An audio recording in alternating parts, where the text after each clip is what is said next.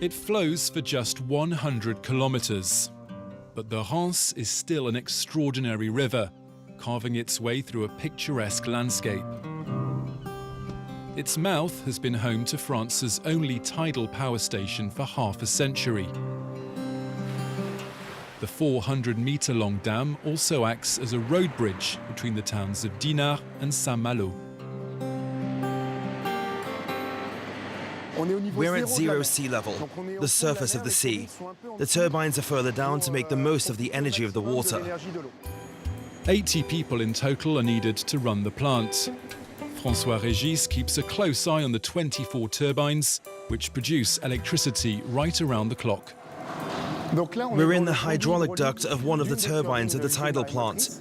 Behind this huge sluice gate is the sea, and then Saint-Malo. 17% of households in Brittany get their power from this green energy source. When it comes to the ebb and flow of the tide, sometimes the sea level is higher and the water flows from the sea into the estuary.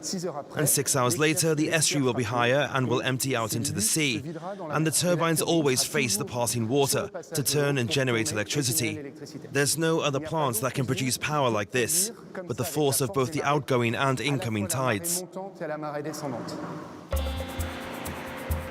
The dam was built in an area where the water level is the most variable. It sometimes rises to a height of 13 metres. The barrage has also created a reservoir which in 50 years has transformed the local landscape. So here's the town's beach, which existed before the construction of the dam. And here's that same view with grass replacing the sand that was here before. The stagnation of the water has led to siltation. Since 2001, 3 extractions have taken place. But for this local official, more needs to be done. We want the dam to continue operating, but we have to consider the situation in the estuary, which is becoming catastrophic in terms of sedimentation. The Rance Valley has been able to harness the energy of the tides for centuries, and these coastal mills are standing proof of this. Not all of them are abandoned, and many have been turned into houses. The Bushi Mill is, though, still in operation, and this enthusiast is showing us around.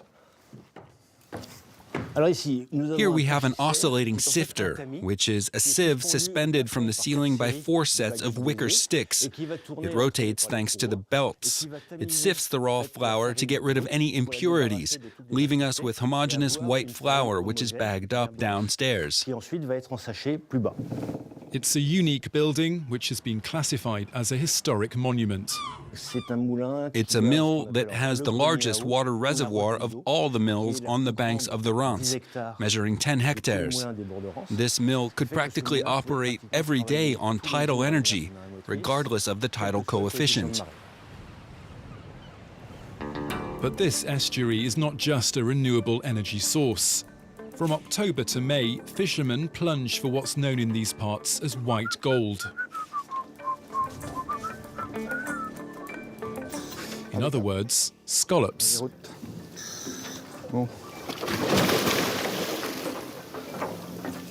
That's Luke's delicate touch. One by one, the shells are placed into this net. It's a slow but obligatory way to fish in the Rance estuary. Before, we were only allowed to trawl for scallops. We couldn't dive for them. Then we managed to get this diving license in Rance, which was the first of its kind in France. So instead of trawling, which damages the surface of the seabed, we pick them one by one. They're therefore not jostled about or damaged, and there's no effect on the seabed.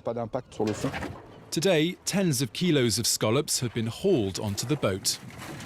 There are currents in the water, so you really have to hunt to find them. And then you have to stay on top of them and not stray or drift away. It's a real sport. The physical effort drives up the price of this quality product. We work with wholesale fish merchants who are used to dealing with this type of product and who have a customer base for these scallops. They sell them to high-end restaurants or luxury fishmongers.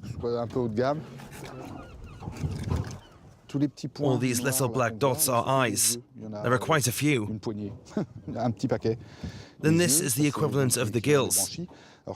You can use it to make the base for a sauce. It's full of flavor. Then inside is the scallop, which is eaten, with the tendon attached.